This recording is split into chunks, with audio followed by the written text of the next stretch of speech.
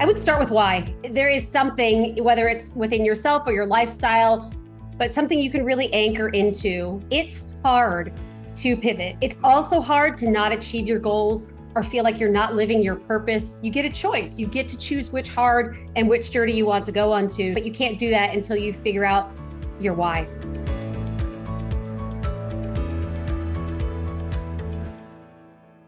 Welcome, everyone, to the Road Less Traveled Show. This is a show about people that were successful in a previous career and left that career to go down a different path. I'm your co-host, Richard Coyne. And I'm your co-host, Bill Zahller. On today's show, we're so pleased to have Amy Sylvis with us. Amy, welcome. Thank you so much for having me. This is really a pleasure.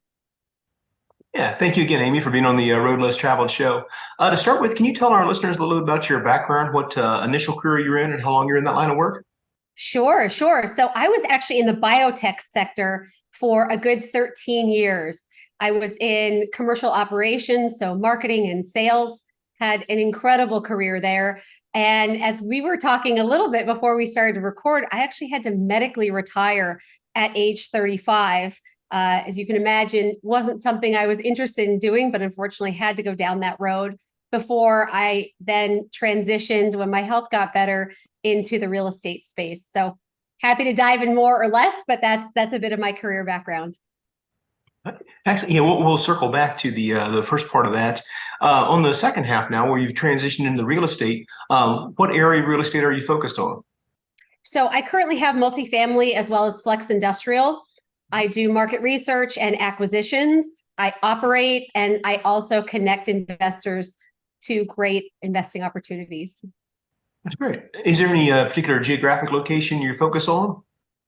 So we've got several states in the Southeast and the Midwest in which we invest: Texas, Alabama, Tennessee, Georgia, and then Kansas City and Indiana. Okay. Excellent. Yeah. See the really good markets there. Yeah. Common are all business-friendly states, it seems. So not like California, where I live. Right. Yeah, that's definitely something. It's a factor in it, and unfortunately, I'm going to pontificate for a second, but it just seems like California just can't get out of its own way. They just keep trying to. It just seems to be getting worse. They've got the tax disadvantages there, and that are just chasing business out of the state. And then obviously you got some of the cities that are having more problems than others, and just leave it at that. But it's a beautiful state and it's a wonderful area, but it's a shame to some of what's being allowed to happen. Put it that way. So yes, it's live where you want, invest where it makes sense type of mantra. So right. People don't know, LA County, the eviction moratoriums from COVID just ended a few months ago, if you can believe that. So layer upon layer. I saw your jaw drop, Richard. Yeah, that's how I feel as well. Wow. We have a friend who has effectively like a gymnasium for kids that grow up doing gymnastics and whatnot. And I don't recall exactly where it is. It's somewhere in California. I want to say it's Northern California. Yeah, Bay Area. Yeah, Bay Area. And she was telling us that they were still making the kids wear masks while they're doing gymnastics. I'm like, are you kidding me? Anyway, whatever. We're not going to. Yeah. We don't need to go down that path, but yeah, it is. Anyway, yes, live where you want, invest where it makes sense. So I like that very much. Very good. So Amy, is there a maybe back to your biotech days? Obviously, your medical situation is not funny, but maybe back to your biotech days. Is there a funny story you can share? Something happened to you? Oh gosh, let's see, a funny story. Let me think. Well, I first started off in sales, which was a lot of fun. And I worked with urologists. So as you can imagine, I know this is probably a family-friendly podcast here, but they're probably one of the most humorous and lighthearted specialties in the business. Each specialty, whether it's cardiology, endocrinology, primary care, they all have kind of a basic personality. So I had a prostate medication for benign prostatic hyperplasia that I represented and gave education on. And we'll just leave it at visiting those guys and, doing my sales calls was quite entertaining and enjoyable. And there's nothing wrong with having fun while also, doing your job and helping patients. Yeah. It's so funny because the names that I see on multiple physicians just crack me up going, are you predestined to go into that field? Like there's a GI doctor near us whose last name is Colon. Is that Cologne or Colin or Colon? Excuse me. And there is a urologist whose last name was Steele. Anyway, so let's keep going. Hilarious. Yeah. Yeah. Can't make this up. I can't make it up. Well, Amy, what was we usually ask what a deciding factor was that got you to change career fields. You mentioned the medical condition, but I guess so instead of that necessarily being that obviously made sense why you changed, but what made you decide to go into the real estate side of it? How did you come across that as another chapter? Absolutely. Well, as I alluded to, I have a condition called cystic fibrosis. When I was born in 1981, I was supposed to live to be about 9 years old. I'm 42 now. And I knew from a very young age, I thankfully had very practical parents. I was very involved in this community, and I knew how my lungs were going to progressively deteriorate. None of this was a mystery to me when I was younger. And as thank God, I continued to, go to high school, go to college. I understood that what was likely in my future was an inability to trade my time for money. And coming from a very average middle class, blue collar family, this concept of earning money without having to trade my time it wasn't even in my sphere of my view of the world. So I thought for a long time that I needed to stockpile money, work harder, and maybe chip away at that stockpile of money as my health was going to inevitably deteriorate. So on that journey, I got my MBA at a top 20 university. I just really thought this was my only option if I didn't want to have to rely on my parents that had sacrificed so much raising me as a disabled child. I didn't want to turn back to them as an adult and ask for support. Would you believe it? About 2 weeks after I got my MBA, I stumbled upon this little purple book that I think a lot of people are familiar with called Rich Dad, Poor Dad. And I felt like the whole heavens opened up. I mean, I truly couldn't believe that there was such a thing as passive income. And as you can imagine, that's where the road led to real estate and this phenomenal concept of, oh my gosh, I can support my health even when I'm in and out of the hospital and pay my expenses without having to have a W-2 job. So that was really the genesis of it all. Wow. Yeah, that's a great story. I mean, and transition, and then at least we talk about this a lot on the show that once you're aware of the opportunities out there, it's amazing how much there is, right? We talked about the reticular activating system before. Your mind filters out so much it's not important to you, but then once you see that opportunity, you start recognizing it everywhere. And I think it's the same thing with your what you said on the book, but also like your peer group as you hang around. As your interests change, you hang around different people and they're doing interesting things. So it just again opens up. It just kind of builds on itself, I believe. Spot on, spot on. And I have to say that was one of my biggest mistakes when getting into real estate as an only child, is I just thought I had to do it all on my own. Things really changed when I realized, oh, this is a team sport. The people I'm around can really influence my success. And more importantly, I can give back to others and support others in their journey. So as you mentioned, yeah, that mindset piece and that collaboration piece, just a game changer. And one of the things I love about this space the most. Absolutely. So Amy, you mentioned that because of the medical retirement, you wound up being able to get to a point where your health improved and you're able to kind of shift over to the real estate. As you were kind of getting going on the real estate, obviously your health was a clear factor, but at the same point in time, what were some other obstacles you maybe had to deal with, had to overcome?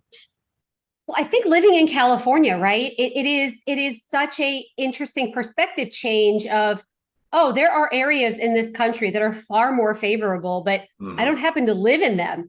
I'm very family oriented and I've got a large Irish Catholic family here in LA. So moving wasn't necessarily an option, but it really was this geographical opportunity of, hey, even if I'm flying out to a given location or an investment once a month, there really is a value in having boots on the ground and people that are much more geographically close than I am to where we choose to invest. So finding that team, finding people that were interested in working with a newbie, perhaps, but also were in an area where I thought was favorable to invest, definitely took a while to be able to develop those relationships and identify that. So that was a big one.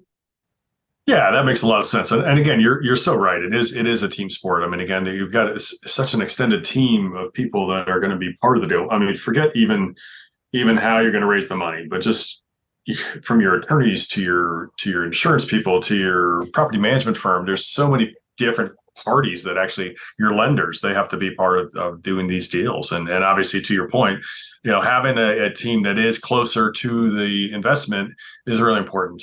So you figure that out. So beautiful. Nice. Thank you. Very key. Absolutely. Yeah. Well, Amy, as you transitioned to the real estate side of it, I mean, you already obviously had a good business background with the MBA and being a professional for many years. But what was one of your first victories as you transitioned into real estate that really cemented it for you? Like, this is an achievable path, and I'm going to grow this business. At the risk of being redundant, it was really finding that team. It was when I realized, because I think I had a mindset obstacle of who is going to want to work with someone who's brand new, who has a biotech background, no real estate experience, doesn't even own her own home. What is that going to look like? And once I figured out, oh, I can find ways to add value, and I have skills that perhaps a team may need, may want. And as you can imagine, during COVID, given I had a lung condition, I was a bit isolated. So I had all the time in the world to add value. So I really took advantage of that new mindset shift, that new perspective of just showing up consistently and really offering to do things for people I wanted to work with for free, no expectation of anything in return, even partnership. And that was an obstacle, but also a major game changer to find really credible and experienced business partners to partner with. Nice. Yeah. Amy, more recently in your real estate days, is there a funny story that you can share? Something happened to you? Oh, that's a good one. I have to say, a more funny. Okay. It's very similar to what I mentioned kind of in my biotech career. There is a little bit of a collegial, at least that I've experienced, atmosphere with some other real estate folks in this space that work extremely hard, but also don't mind, teasing and poking and prodding. There aren't very many women in this space, and I have found what feels like to be a bunch of maybe brothers, older brothers, younger brothers that are also syndicators that have great fun with the fact that I'm on the shorter side. I've got this like fake red hair that that I color, and I think there's a lot of bonding and just having fun while working hard that can happen in this space. So, yeah, in addition to that, there was one closing we had in Evansville, Indiana in December of 2021 that I wasn't able to make the closing. And I was devastated because this was my second property that I closed. And so what I did, as my colleagues, my business partners went to the property to close, I printed out one of those huge fat heads. I don't know if you guys are familiar with those. Yeah. And had them paraded around the property when they were there, when I wasn't able to attend and take pictures. I felt like I was attending with them. And we've got really nice mementos of, my big mug at the property for the closing. So, it was very entertaining and still a bunch of pictures and memories, quote unquote, that I cherish. Yeah, that's awesome. That's great. Yeah. Well, Amy, where are you today in your journey? As you've obviously closed multiple deals and continue to expand, where are you now, and where's your immediate goals? My husband and I still have the big, hairy, audacious goal, or BHAG, of putting two of our favorite charities out of the fundraising business. So, again, it's not something that's going to happen tomorrow or next year. We all know we're in a part of the real estate cycle where a few things have slowed down, but we definitely have our eye on the prize and are orienting a lot of, because our basic needs are fulfilled, right? The real estate, we make a good living. We live very modestly. So not to change up the question on you too much, but we are really excited to funnel money into these organizations that we believe and want to make a difference in the world. So a lot of our goals on an annual basis, a 5-year, 10-year, are oriented around making that difference in the world that is very close to our hearts. Great. Yeah, very admirable. Yeah. So speaking of, what are those two charities, if you don't mind? Yeah. So I mentioned this miracle medication that came to the market in November of 2019 for cystic fibrosis. About 10% of people living with the illness do not benefit from this medication. I'm not going to nerd out on you all with regards to why, but the bottom line is a lot of us, 90% of us, are out here living our dreams, living with the health and the life we always dreamed of, and 10% of us are left behind. And I think about these folks every time I take these pills that give me such great health. So an organization called Emily's Entourage is very innovative and very focused on finding a treatment that will work for the last 10% of people living with CF. Okay. And also an organization called the Heart of LA. My husband and I are very focused on children growing up in Los Angeles and making sure that they have the opportunities that they deserve, regardless of where they were born geographically, socioeconomically, et cetera. So they're an after-school program that provides so many incredible programs, enrichment, resources, instruction, all of that. So we're really excited to be able to make a difference in our community that way as well. Very nice. Well, Amy, what is something you've recently implemented in your business that's allowed you to scale? Ooh, LinkedIn. Yes, it is as they call it, the world's largest 24/7 networking event. It's such a great opportunity to, whether it's network and provide value to other syndicators or other people in the real estate space, or educate and get new investors or existing real estate investors involved in participating and investing in our deals. It's been an absolute game changer. So much so, I actually teach a course to other folks on how to raise capital on LinkedIn. It is that much abundance on this in the platform. That's great. Wow. Yeah. Very nice. Very nice. Amy, what advice would you give somebody who's considering making a path change? Oh, I would start with why. Maybe sounds cliche, but there is something, whether it's within yourself or your lifestyle or a goal that you have above and beyond yourself, but something you can really anchor into, because the truth is it's hard to pivot. It just is, right? Like, I'm not gonna blow smoke. It's hard. It's also hard to not achieve your goals or feel like you're not living your purpose or your true authentic self. So choosing your hard, you get a choice. You get to choose which hard and which journey you want to go onto. So, but you can't do that until you figure out your why. Very, very insightful. Nice. Yeah, I agree with your point. Yeah, it's definitely the why drives really so much. And if you don't understand that, then it might be harder to get to where you're going if not. So yeah. Agree. Seems like it'd be a good book too. Absolutely. Why? Yeah. Or why? Yeah. I think I've heard of it. Amy, what's the best way for our listeners to reach you and learn more about what you have going on? You got it. Well, LinkedIn, as I mentioned, I post every day. I try to be a go-giver. Speaking of another book, educational, informative, et cetera. I don't give investment advice, but I do give education. So I'm always accessible there. And then, of course, my website, sylviscapital.com. You can reach out to me there as well. Oh, nice. Very good. We'll add those links in the show notes below. Thank you. Well, Amy, we really enjoyed the conversation there. I wanted to thank you for being on the Road Less Traveled show and wish you continued success in all your endeavors. Thank you. This was amazing. I appreciate it. Yes, thank you, Amy, for being on. We really appreciate it. And we also want to thank our listeners. Please continue to give us a 5-star rating so we can bring you more great content like our show today with Amy Sylvis. And please also feel free to reach out to Bill and myself, parkcapitalpartnersllc.com, parkcapitalpartnersllc.com. We'll be glad to tell you more about a couple things we've got going, which is, first of all, we have the Park Capital Value Add Fund, which is a 506c fund open today to accredited investors. And the second, we have the Park Capital Partners Foundation, which is a 501(c) nonprofit that Bill and I created as another way that we give back. The way that works quickly is that, first of all, Bill and I fund the operations of it, so all the money donated goes to do its best work, which is to help others.